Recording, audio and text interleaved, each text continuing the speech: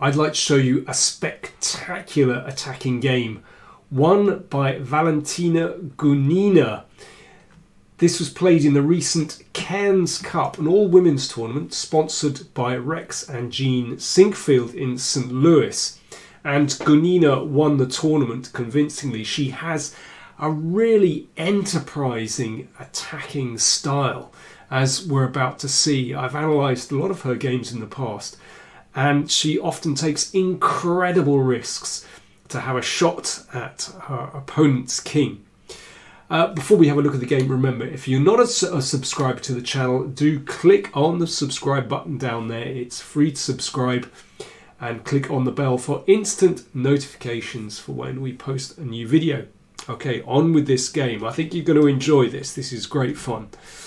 So Gunina with white, playing e4. She's playing Marie Sebag from France.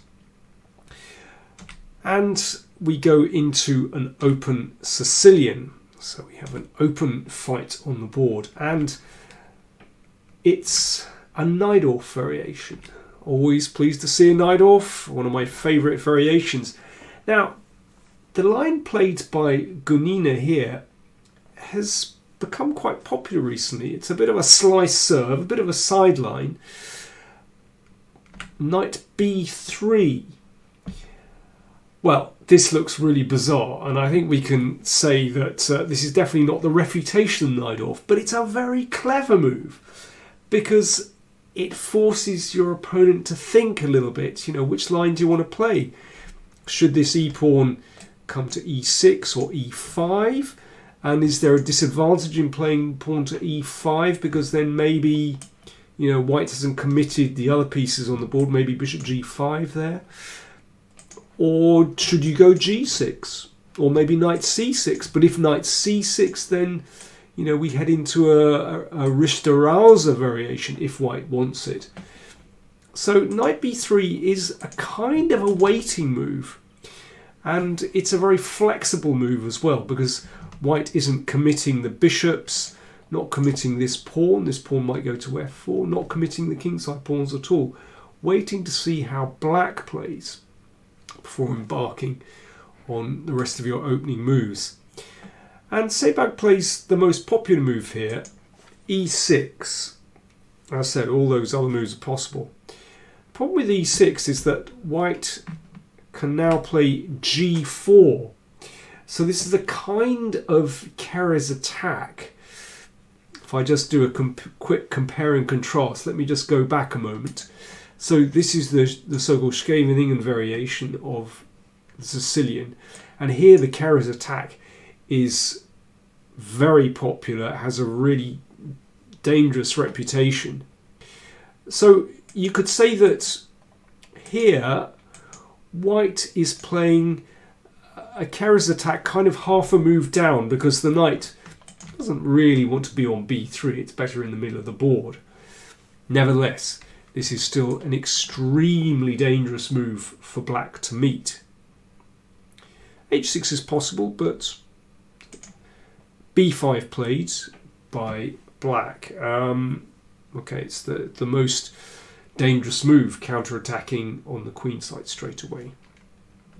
And g5, pushing the knight back. And bishop g2. I like this way of playing the Keres for white very much.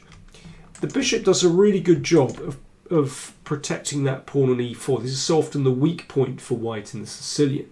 Not only protecting e4, but looking through to d5. d5 often the big break that black plays to try and break out of the position. f4, well, typical Gunina, throwing the pawns up the board. And here the move I like for white is castle's kingside.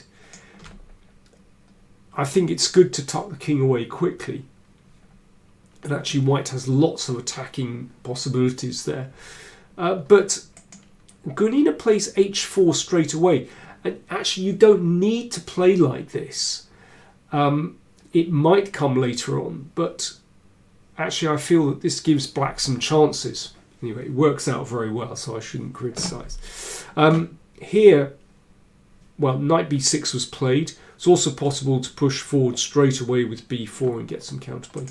But knight b6 covers the a4 square. So after queen g4, b4, you can see the white knight can't go to a4. So this is a sensible way of playing. Here I like a5 for black, just to push that knight back. But knight c4 is certainly not a bad idea. But yes, typical Gunina, moving the queen out straight away, looking at this important e6 square, so that, you know, for example, if black wants to counterattack with h6 to try and open up the h file, well, of course, white would bypass that, playing g6. That undermines the e6 point, very common strategic idea. a5. So a good counterattack coming here with a4. So this is still very sharp position. e5. Now this might look a bit odd to play e5, opening the f file potentially for white, but it does take away the d4 square from the knight on b3. So, you know, you give something, you get something, basically. So Gunina puts the queen back here, threatening mate in 1. And Sebag plays the norm, you could say, looks like a normal move, protecting f7 with queen c7. In fact, well, my computer suggests a remarkable idea here, and that is queen b6, check, and then knight d8 to protect this pawn. And the idea is that actually white is very short of moves here. You can see this bishop can't come into the game. That e3 square is covered by queen and knight. And then a4 and so on. Anyhow, queen c7 played. And pawn takes pawn. And here I think that black should play pawn takes pawn here. Because after knight takes, knight c3, and now things are a bit problematic for black, with that knight potentially coming into one of these squares. And I think this is, in practical terms, a very difficult position for black to play. In fact, my computer tells me that black is still alright in this position, but it's certainly not an easy position to play. Knight b5, and Gunina is going for it. So this offers a piece, actually. Of course, it's possible to play queen b6 check here and take the knight. And then, well, will black survive this attack? My computer thinks that black can survive, but it's very chancy. We have to compare this with the game. It's very, very similar. Let's come back. So knight b5 just played, and it is possible to take this piece straight away, but Sebag plays queen d7 instead. But Gunina pushes her into taking that knight. And the difference is that this bishop is now beautifully placed on h3, and actually that contributes to white's attack. And this is really spectacular now. So check, the king has to come to d8. Now, very important move, g6, with the threat of bishop g5. So black has to play h6. And now here we go. Bishop takes pawn. Great move. And this breaks through on the king side, but also allows this rook to come into the middle. So if rook takes, then queen takes, bishop wins. Pawn takes played. Rook check. So that king is feeling the heat in the middle of the board. Now black played knight d5. I've just got to show you one incredible variation. What happens on bishop d6? So first of all, we'll push the g-pawn. Looks pretty good. Now, remarkably, it's a mistake to make a queen here, because that king bounces up the board, and then it's time for black to counter-attack. You can see that, well, black has a lot of pieces actually. This is also on priest. Actually, this king's a little bit exposed. This rook can come into the game. That's not the way to play. Let's come back to this position. So bishop d6 just played. g7. The rook goes to e8. And now, here is the spectacular move. White's best move is knight a5.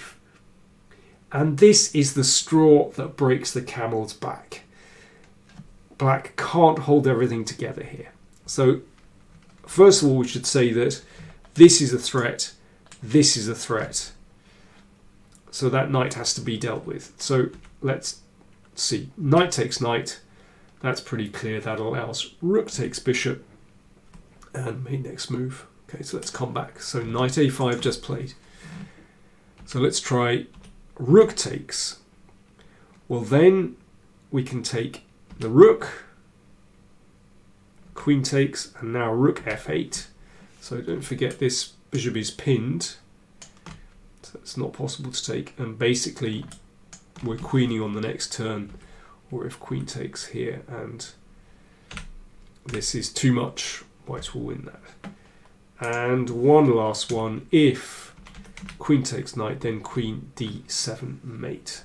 I just think that's such a beautiful position. Love the knight coming to a5. Anyway, that didn't happen, but it was worth looking at. So check has just been played. So the knight stepped in the way. Now, if that's taken, then, well, this actually wins as well, but at least black has a chance to blockade. But the best way, which Gunina played, is g7. So this has to be taken. Queen captures. Now, if rook e8, then rook f7 wins, followed by a check, among other things. So this knight was taken. In fact, black is completely lost now. Rook f7. Check here. So the king comes to h2. Now it's important that this isn't possible because the rook covers. So the threat here is to play rook d7 check, and when the king comes here, then, well, queen f7 mate isn't bad.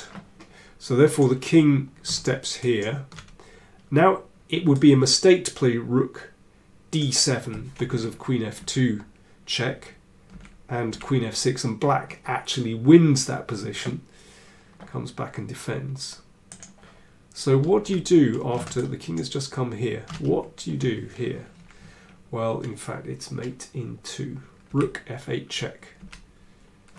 And if that's taken by either queen or rook, then queen d7 is mate, protected by the bishop.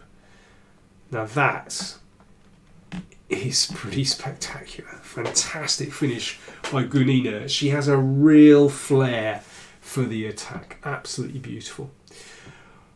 So let me know what's your favourite game by a woman chess player? Something by Judith Polgar or Ho Yifan, or going back further, Nona Gaprindashvili, or maybe even further, Vera Menchik in the 1930s. They've all played some amazing games. Give me your favourite game by one of them, and maybe I'll have a look at it. Thanks for watching.